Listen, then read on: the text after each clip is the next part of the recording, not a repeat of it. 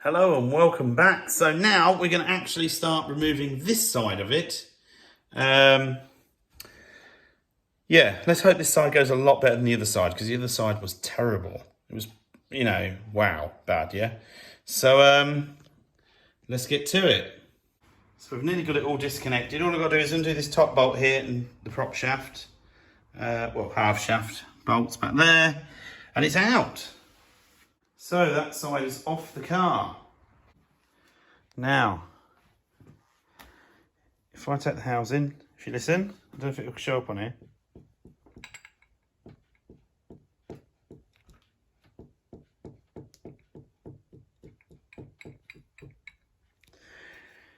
Yeah, that's that washer rattling, by the way. Let me hold that. Ready?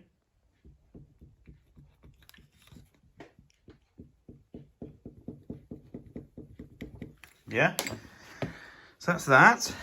Oh, let's not lose any more bits of it. All right. You ready?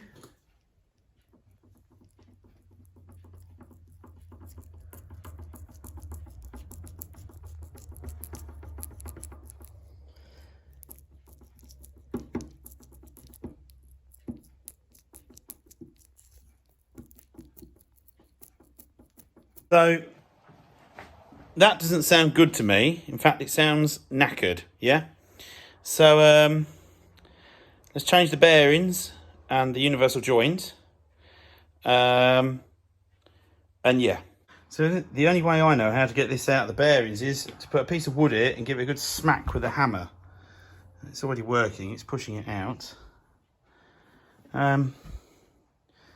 Yeah.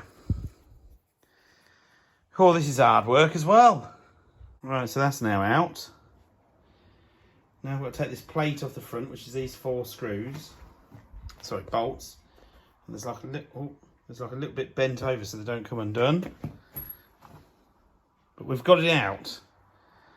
Oh my gosh. So there's the bearing, the front. There's the oil seal. And the roller bearings in there. So how I got this out last time was I just hit it with a chisel on the end here, so it bent it in and pulled it out. And then I went with a screwdriver and just pushed this one out, tapped it out, and then tapped the other one out, and then it was ready to put the new ones in. Just give it a clean, obviously. Yeah. Oh, it dropped the phone then. Right. Here's the gasket, goes on there, like so. And I've got a new seal that goes in there, but we'll do that in a minute. Let me just see if I can get the bearing out first. This is how I do it. Give it a whack down, then get the old mole grips on it, yeah? So there's the little needle bearing. So now all we've got to do is knock the big bearing out, yeah? So I'm just going to clean the grease out, and I'm just going to tap it a few times. Hopefully it will come out. So that was one tap, and it's pretty much out. Yeah, probably just got to tap it one more time and we'll have it out. Yeah. So this is actually quite easy to get the bearings out of here. So there's the big one. Feels a little bit rough, just a little bit. So yeah, let's put the new ones in. So the oil seal was very easy on this. Just pop the old one out with a screwdriver, put the new one in. Put it in a vise, tighten it up. Just keep tightening it up, push it down, tighten it, push it down, tighten it up, and it'll pop in. Just like that. Yeah? Easy. So let's get the bearings in here now. Knock the first bearing in. Press that. Very light taps with the hammer and it just goes straight in. Alright, then the oil seal. This way, yeah? You can put a bit of oil on there just to help it in. This has got quite a lot of grease everywhere, so I don't think we need any more oils and things about. Now just do the same again. Gently tap it in. Yeah, that was nice and easy. Now we're going to try and get the big bearing in. Yeah, look at that. Very nice. All right, there we go. Look at that one. Perfect. This gasket goes on here. And where have I put it? Oh, hang on, put something down now. Ah, there it is. And this will go on there, like so. And then you put the back of the brake drum back on, which is just there. You just put those 4 bolts back in and you've done it. So this is all done now. I've just got to put the shaft back on, but I'm going to take the universal joint out, even though I haven't got a new one yet and it's in the post. But we can still take it out and clean it all up. Yeah. So I'll say this.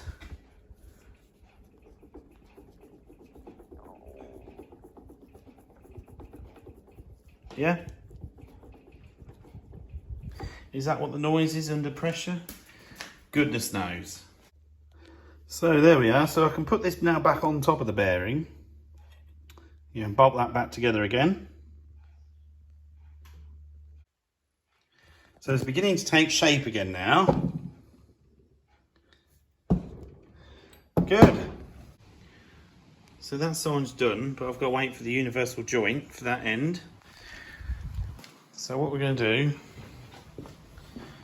is put this back in and take a risk that it's not the axle. Now, if it is the axle, sorry, the diff, if it is the differential, it won't take me that long to take this side and that side off again. I reckon about an hour and a half, hour. But like I say, you turn the diff and it all feels all good. So, like I say, if it's still banging about, that's the next port of call, yeah? So let's get this back in. So that's all bolted back together again now. All I've got to do is put the shoes back on. Brake pipe, handbrake cable. I mean, hopefully this will be, one of these joints or something was the problem, but I don't know. There was just not a lot of play in anything. But there was play in things, but there wasn't a lot. But yeah, so all we can do, like I say, it's not a big job to take all this off quickly because I haven't got to take the bearings and things out again.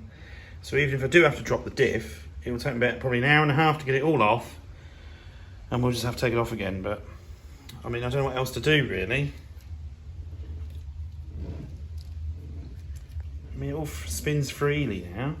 I've finally got the last universal joint. So I'm going to put this back in. So let's get the joint back on here. So it's a bit late today, so I'm probably not going to get this into the car. So, yeah, stay tuned. So that's the universal joint in. But now, I'm going to have to put this hub back in the car. So this shouldn't be too bad, to be fair.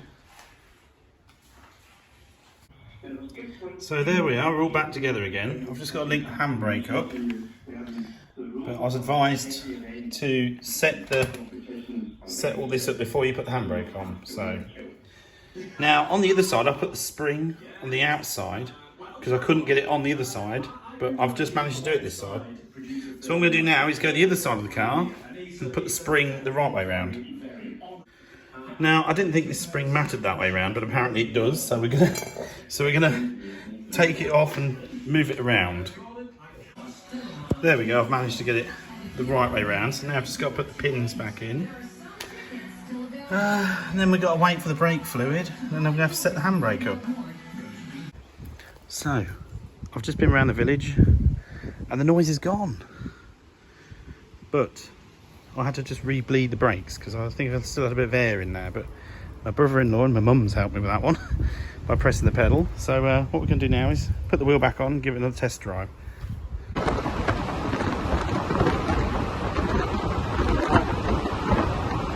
So I've actually returned to the spot where this all started with the first video, yeah?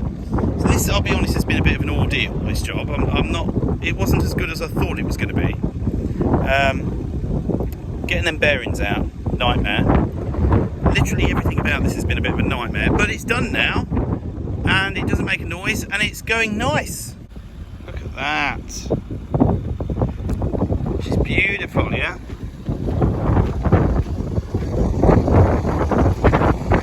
Stunning little car.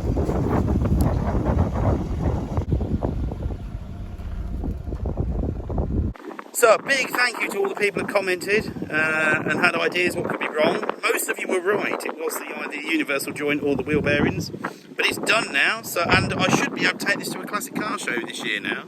Or at least a couple of them, hopefully.